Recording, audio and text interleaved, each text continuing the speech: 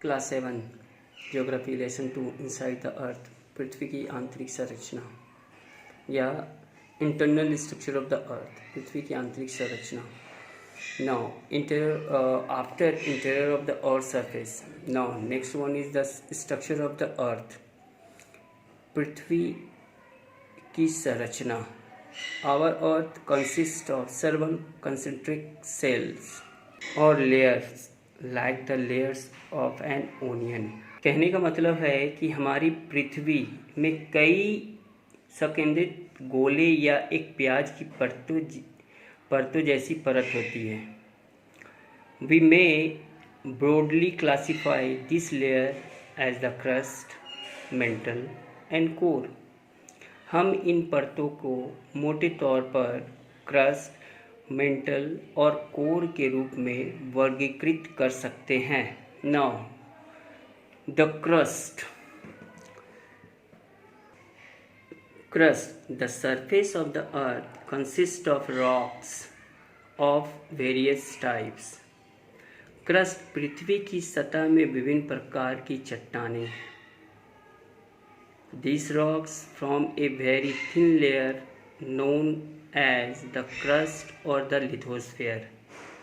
ये चट्टानें एक बहुत पतली परत बनाती है जिसे क्रस्ट या लिथोस्फेयर के रूप में जाना जाता है। The upper part of the crust is called continental crust। कहने का मतलब है क्रस्ट के ऊपरी भाग को हम महाद्वीपीय क्रस्ट कहा जाता है। Where it is about 35 kilometre thick, जहाँ यह लगभग 35 किलोमीटर मोटी है। The lower part of the crust is called oceanic crust on the ocean floor, where it is about 5 kilometre thick.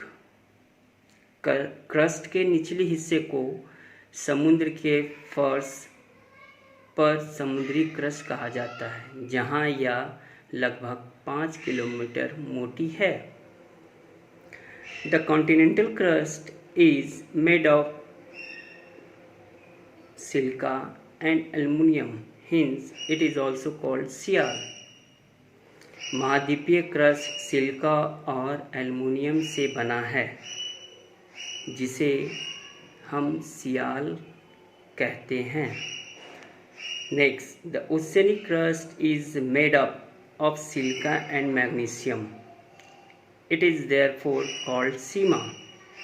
समुद्री क्रस्ट सिलिका और मैग्नीशियम से बना हुआ है, क्योंकि आप लोग को हम बताएं ना क्रस्ट का 2 पार्ट है, कॉन्टिनेंटल क्रस्ट और ओशियनिक क्रस्ट। इसको 2 पार्ट में बांटा गया है। अपर पार्ट को हम लोग कॉन्टिनेंटल कहते हैं और लोअर पार्ट को हम लोग ओशियनिक क्रस्ट कहते हैं।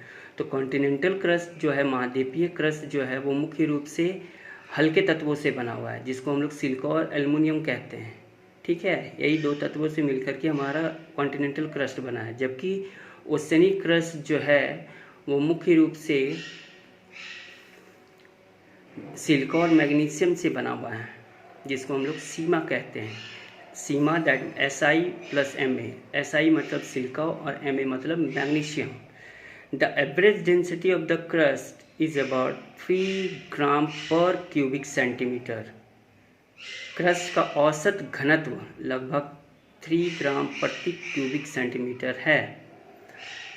The outer crust consist soil which provide us with most of the minerals। बाहरी क्रस्ट में मिट्टी होती है जो हमें अधिकांश खनिजों के साथ प्रदान करती है। Some questions are related in these topics are: what is the lower part of the earth crust? Next one, what is the upper part of the